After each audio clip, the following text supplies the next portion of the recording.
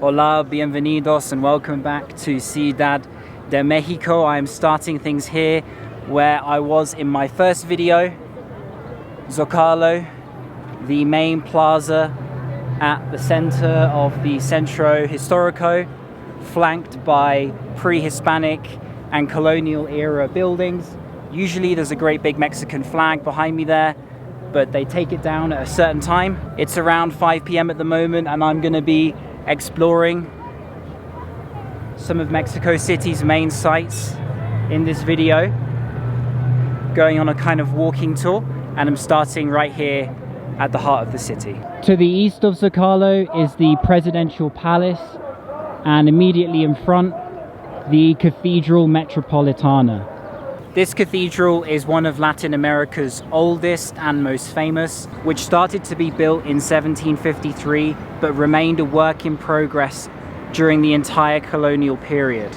As a show of dominance, the invading Spanish conquistadors actually built their cathedral on top of Templo Mayor, the main Aztec structure. And they even used some of the stones from that Aztec structure to build this cathedral, which you can still see today. As like most churches, you're welcome to go inside. If you do go in there, then head right to the back to find the Altar de los Reyes, the richly decorated altar of the kings, which is worth seeing. Aside from that, you'll also get a taste of what Catholicism is like in the country, especially at one of the landmark religious sites. And here at the Palacio Nacional, the office of the president, you have the Campana de Dolores, the bell up there, which is rung on the 16th of September every year, and on the balcony below it, the president performs the grito or shout, Viva Mexico, and then the whole of Zocalo is packed with crowds, all commemorating independence.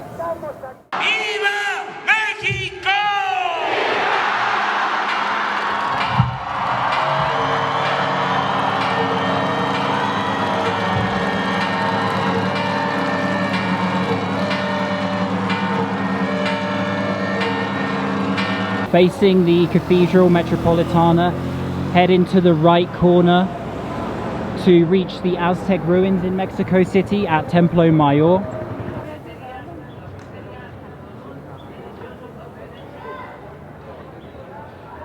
So these are the ruins of Templo Mayor, the old center of Tenochtitlan, the Aztec city. And before, as mentioned earlier, the Spanish destroyed the Teocalli main structure of Tenochtitlan to build their cathedral. It was all in this era, and you can see how far below the present street today the ruins are. You can visit the museum, see the artifacts, and take a walk around the site, although it's closed during COVID, so I haven't been able to enter.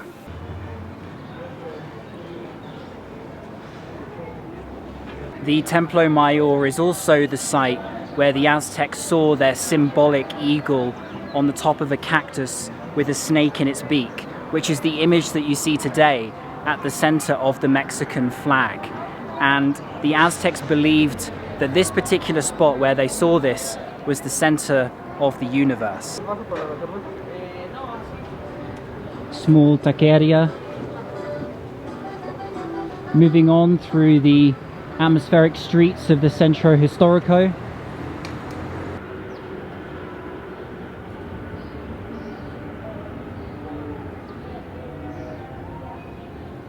I'm not sure if you can tell, but some of the buildings are almost diagonal, and that's because Mexico City is sinking.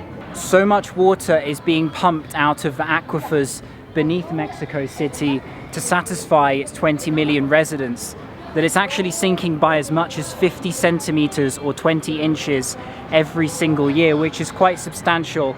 And if you didn't know, Mexico City is built on an actual lake in the Valle de Mexico. The Aztecs chose to settle here in the 13th century at the point I was just at in Templo Mayor. It was something along the lines of an Aztec Venice, what the city used to look like, and it's something a lot of people who haven't been here don't actually know, and it was something I learned about Mexico City before visiting.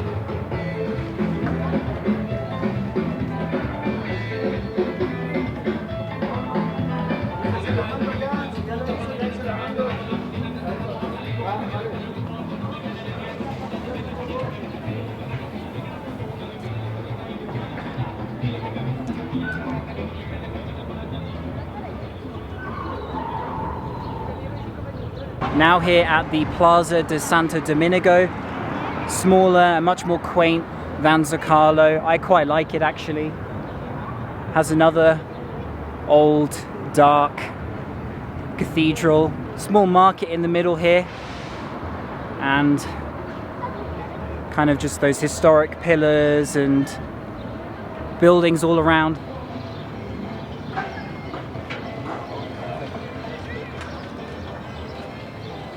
Having come back from this direction, I'm on the other side of Zocalo, which is just there, and I'm now heading down Avenida Francisco Madero, the iconic street here of Ciudad de Mexico. As you make your way down Francisco Madero, you will see sticking out at the end the Monumento Torre Latino tower, which you can go up for breathtaking views of the capital in every direction. This was once the tallest building in Latin America, constructed in 1956. It has managed to withstand many devastating earthquakes in Mexico City through the years, thanks to its deep-rooted pylons that anchor it to the ground. Don't miss the sunset up here. You can watch it disappear down behind the Valle de Mexico.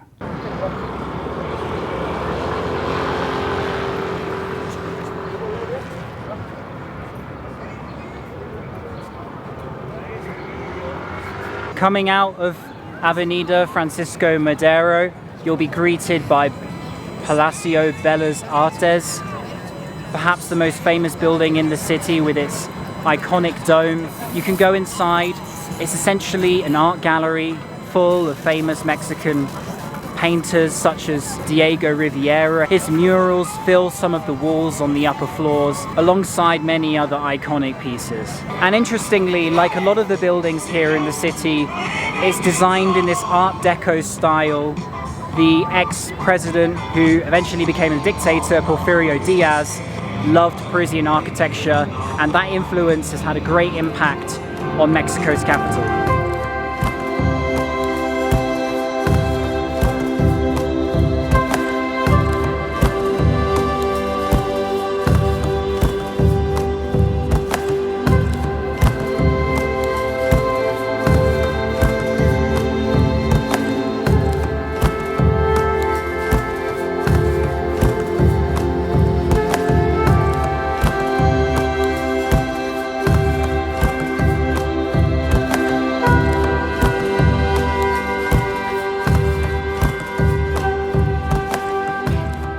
Passing Bellas Artes, you'll find yourself in this park dating back to the 1500s, Alameda Central.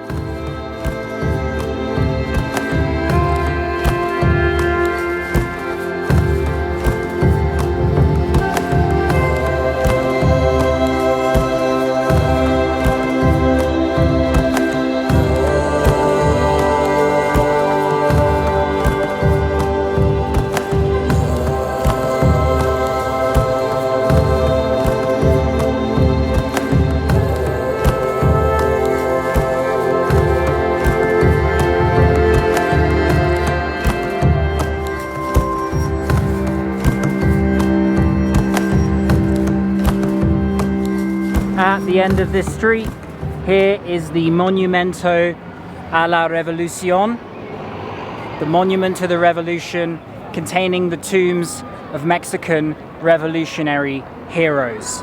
You can also go to the top for some panoramic views of the city. I haven't done that. I've already been up Monumento Torre Latino, but it's another option if you're interested.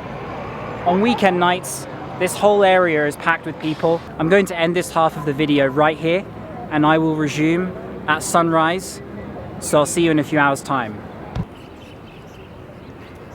Good morning and welcome back to Mexico City. I'm beside the monument once again, and I'm going to be continuing this morning on the same route that I started on originally from Zocalo.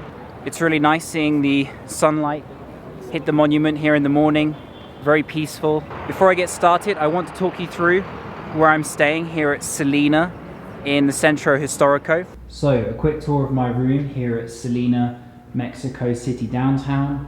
Really nice ensuite. This is actually a hostel, but I've got a double room as you can see, which is in this kind of cool vintage style, and that's because this building dates back to the 1800s, and it's in the Centro Histórico, the historic center, and voila, views from my balcony of downtown, an old church just in front there, and the traffic buzzing by. You can see the outside of this building.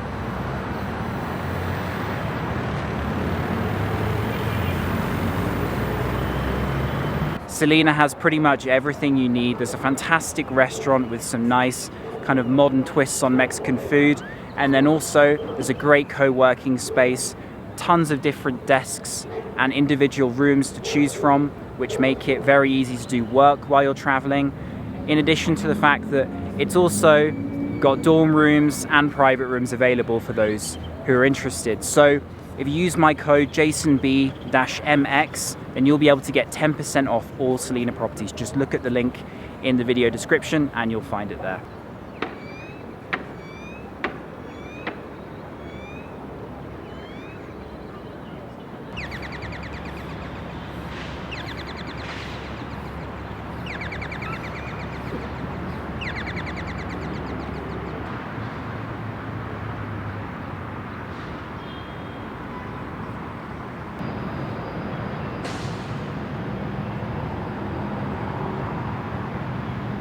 Just one street off from the Monument to the Revolution, and I'm now working my way down the capital's showpiece avenue, which is Reforma.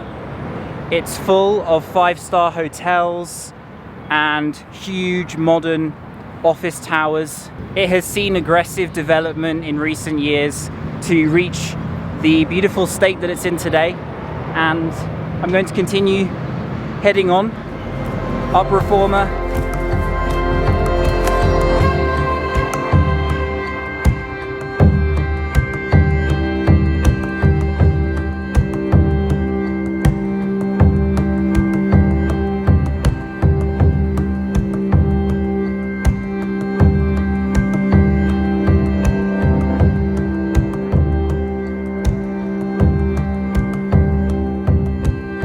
So around the halfway mark up Reforma, you'll reach the Monumento a la Independencia, the angel sitting 45 meters high on top of the pillar there. And it's an iconic site of Reforma. Often when you see Mexico City drone shots, they'll rise above this long street and you'll see this thing sticking out right in the middle. It does take a while to walk down Reforma as it is so long, but the good thing is if you come on a Sunday morning, they actually close the road here and you'll see tons of bikers and people jogging, and it's a great time to walk the long street and admire all of the skyscrapers that are around. Also on the side you'll see tons of Starbucks, Cinnabons, Subways, etc. So there's no shortage of places to grab something to eat as well.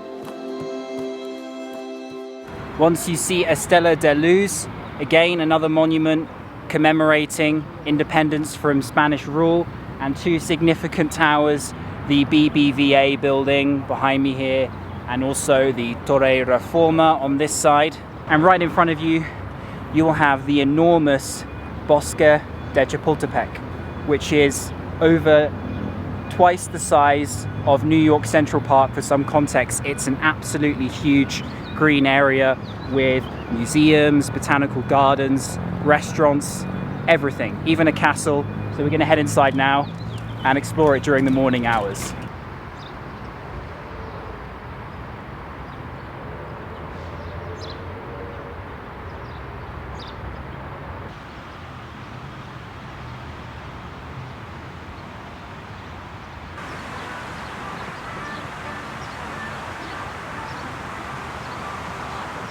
The text in the middle there says a las defensores de la patria, to the defenders of the fatherland, 1846 to 1847.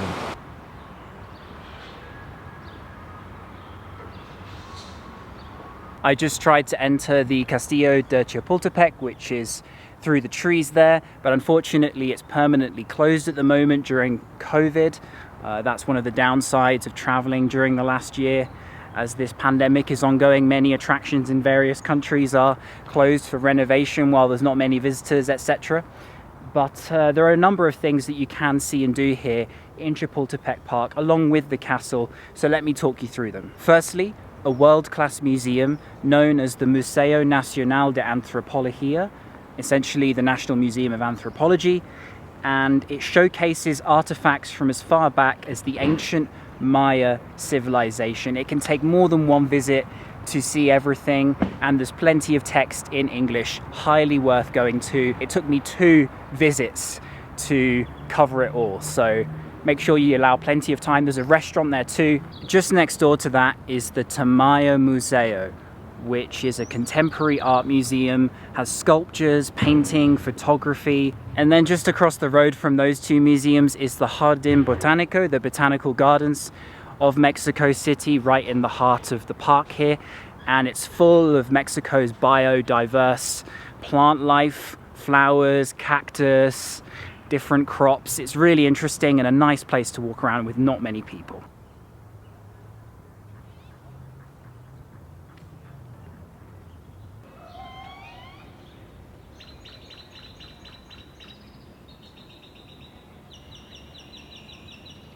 Usually the main pathways of Chapultepec are lined with vendors, but they're all closed here on a Tuesday morning. I'm not sure what time they open. Bear in mind, Chapultepec closes on Mondays. You won't be able to enter certain parts of the park. Saturdays it's very busy, and every day that it is open it does close at 5 p.m, which is relatively early, so keep that in mind if you plan on an evening visit, or late afternoon visit I should say.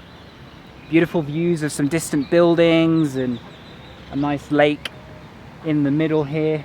A beautiful place to walk around. You can see why this was the settling place for the noble classes. With that being said, I'm going to end the Mexico City vlog here at this natural conclusion point. If you want to follow the route in this video that I've taken, you can do so. It might take you more than one day, but you do get in a number of sites and get to see different aspects of the city along the way. There are of course a number of areas I didn't cover in this video that are well worth visiting. Roma, Condesa, Polanco. I want to visit Coyoacán and Xochimilco. I hope I pronounced those okay. Perhaps even a trip to the markets in Tepito. So much more, and of course the ancient city of Teotihuacan outside of the capital. However, I am going to leave it there for now. If you want to see behind the scenes stuff from my trip around Mexico and my general posts, pictures and things like that, then you can follow my Instagram at JasonBillumTravel. The link is in the description, as well as my Airbnb link if you want some money off your first stay. And of course the Selina one, which I mentioned halfway through the video, the link is there too. Thank you very much for watching, and I'll see you on the next one. Peace.